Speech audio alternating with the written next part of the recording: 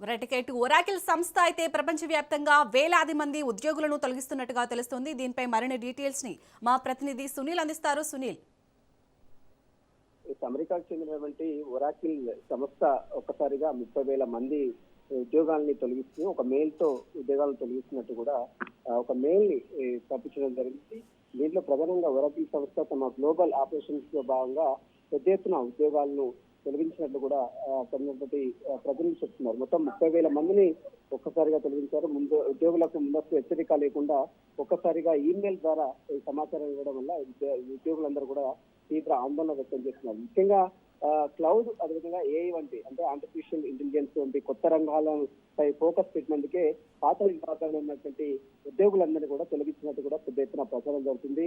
Cloud తో పాటు AI సంబంధించినటువంటి విభిన్న రంగాలకు సంబంధించినటువంటి వాటిపై కూడా ఫోకస్ పెట్టినందువల్లే ఈ సంబంధించిన ఉద్యోగుల్ని పూర్తిగా తొలగించినట్టు కూడా కొంతమంది ఉద్యోగులు ఆందోళన వ్యక్తం చేస్తున్నారు.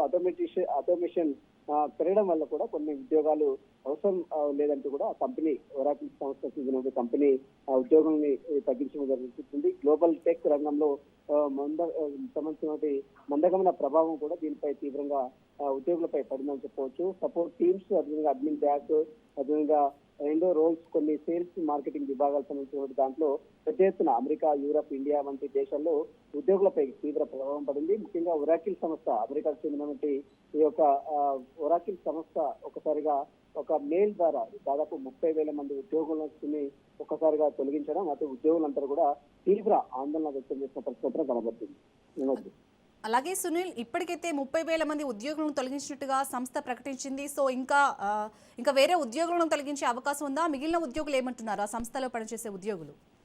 ఖచ్చితంగా ఈ ఒరాకిల్ ఒక్క సంస్థనే దాదాపు 30,000 మంది ఉద్యోగులు తొలగించింది. దీంతో పాటు చాలా కంపెనీలు ఉన్నాయి. గూగుల్ కావచ్చు, అమెజాన్ కావచ్చు, మైక్రోసాఫ్ట్ వంటి అనేక కంపెనీలు కూడా లే ఆఫ్లు ఇప్పటికే ప్రకటిస్తూ వస్తున్నాయి. టెక్ ఇండస్ట్రీలో పోస్ట్ పాండమిక్ సంబంధించినటువంటి రిస్ట్రిక్షన్ సంబంధించినటువంటి దాని విషయంలో కూడా అసలు ఏం జరుగుతుంది, నిజంగా ఏఐ ఆర్టిఫిషియల్ ఇంటెలిజెన్స్ రావడంతో పెద్ద ఎత్తున ప్రపంచ వ్యాప్తంగా ఉన్నటువంటి దిగ్గజ కంపెనీలన్నింటి కూడా ఉద్యోగులను ఒక్కసారిగా తగ్గిస్తూ వస్తున్నాయి.